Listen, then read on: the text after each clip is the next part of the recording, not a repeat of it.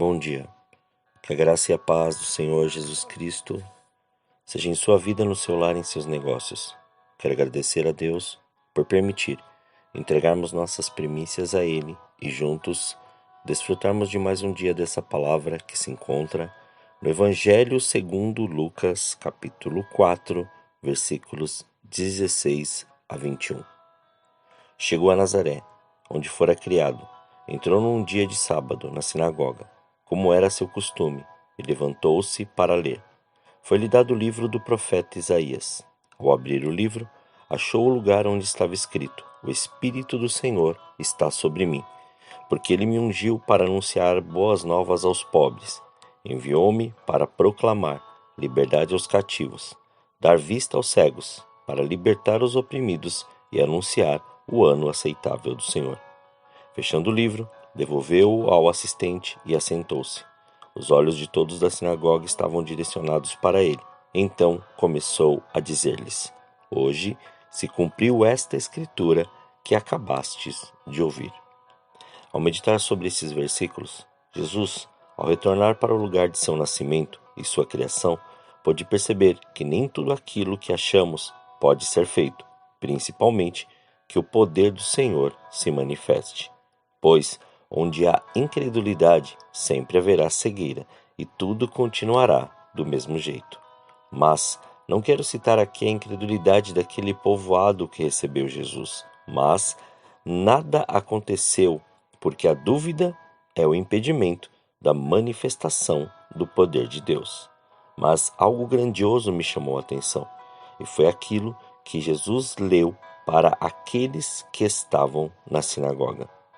Porque imaginamos tantas coisas e aceitamos grande parte daquilo que nos ofertam, mas uma coisa é certa, que só por intermédio do conhecimento de Jesus é que temos a visão daquilo que vamos fazer e não esmorecer.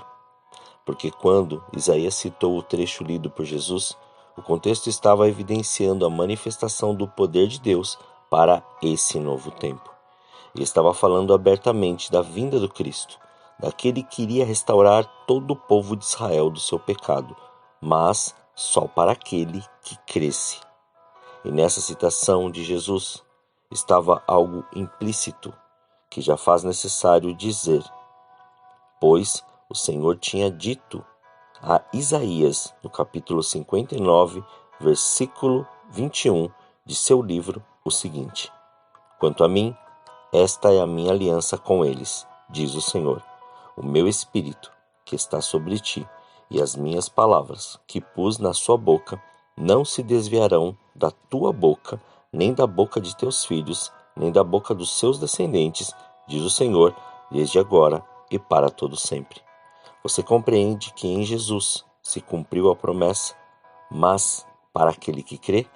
Porque nos dias atuais vemos que o entendimento não está em ouvir a voz do Senhor e obedecê-la, ou muito menos ter a compreensão do chamado do Senhor e o que lhe foi entregue.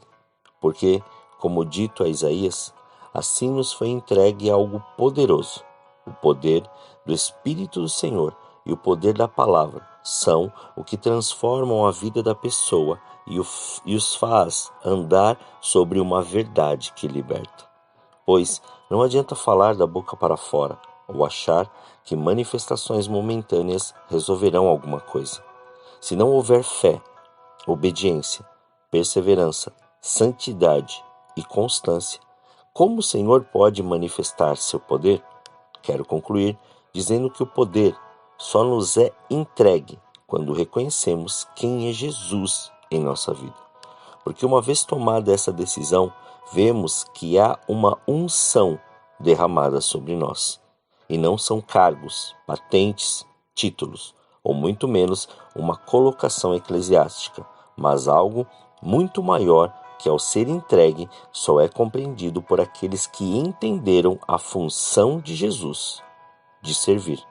E juntamente com ele, através dele e da direção do Espírito Santo, fará que foi chamado a fazer.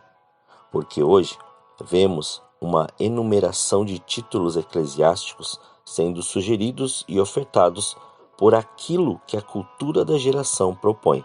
Exemplo, pessoas sendo separadas como diáconos, presbíteros, pastores, missionários, evangelistas, bispos, apóstolos e até pregadores, para fazer algo que o Senhor já chamou para fazer, como se um título desse algum privilégio no céu. Pois, se não orar, jejuar, meditar na palavra, obedecer, se santificar e fazer o que o Senhor te ordenou, toda essa intitulação só servirá para despertar o orgulho humano, algo da carne e não do espírito. Por isso que o Senhor nos chamou e nos ungiu desde o início de nossa caminhada com Jesus, para que a nossa transformação fosse referência, para que o Evangelho, uma vez pregado, seja aceito. Porque pregar as boas novas é uma das peças da armadura de Deus citada na carta aos Efésios, no capítulo 6, no versículo 15, que diz: "E calçados os pés na preparação do Evangelho da paz." Porque a pregação do Evangelho faz com que a pessoa seja liberta dos cativeiros que estiver, ou seja, das prisões que os mantêm paralisados. Também leva a dar visão aos cegos.